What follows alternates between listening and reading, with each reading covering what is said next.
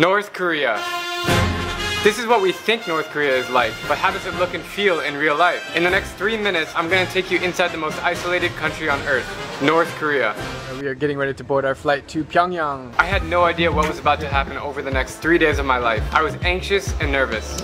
We made it. I went on a guided tour around North Korea with Koryo Tours, a reputable tour company out of Beijing. Before I continue, I'd like to disclose that all tours to North Korea are heavily organized and pre-planned as to what we could do, eat, and see. Everyone must stick with their tour group at all times or else they will face severe consequences.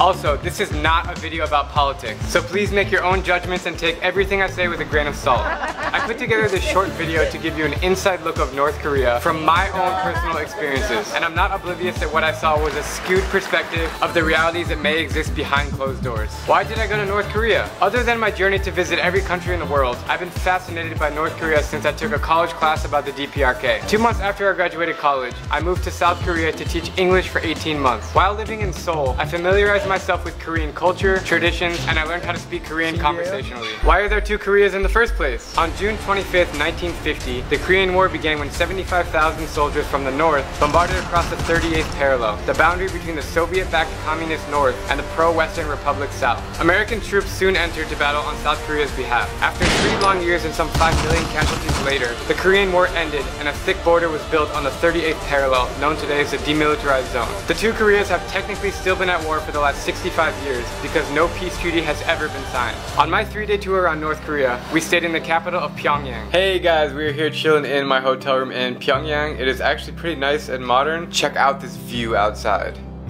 We covered a lot of ground in 3 days, and I never once felt unsafe, harassed, or in trouble. I did feel a little intimidated by the numerous military officers and police on every corner, but I knew I'd be fine as long as I didn't break any rules. We walked through the main squares of Pyongyang, visited monuments, we were at the top of the Juche Tower, took the metro, ate at restaurants, drank local beer at bars, sang karaoke, played ping pong, went bowling, and went to the circus. I even had the chance to have conversations in Korean with several locals, which was a special experience for me. 안녕, 맛있어요?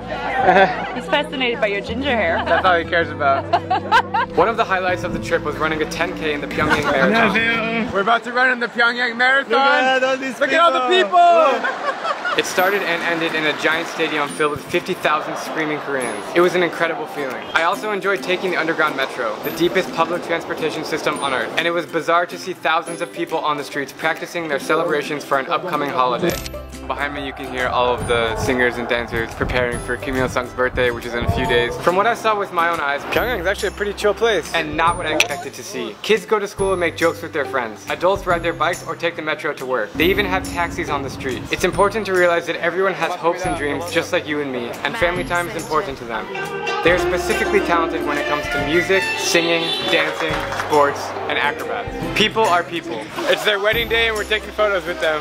That all being said, I did have a strange feeling about how their society works and how they portray their country to be. For example, there are many tall buildings and wide streets, but limited job opportunities and hardly anyone has a car. Many things felt staged in order to make their country appear in perfect condition. Very few people in North Korea have access to the internet or what's happening outside of their borders. The information they consume is controlled by their government, which makes me wonder, do the people really know anything different? Do they want to leave North Korea? Are some people actually living happy lives without us knowing? I'll end my video with saying that my trip to North Korea was eye-opening and worthwhile to observe and learn about a hidden culture. I hope that watching my experience showed you a different side of North Korea, one that you didn't know existed. I left the country with more questions than I had when I entered. As soon as I got on that plane back to Beijing, I appreciated how lucky I am to have freedom and the ability to do what I want, say what I want, and act how I want. Please share this video to help me spread a message of peace, positivity, and happiness.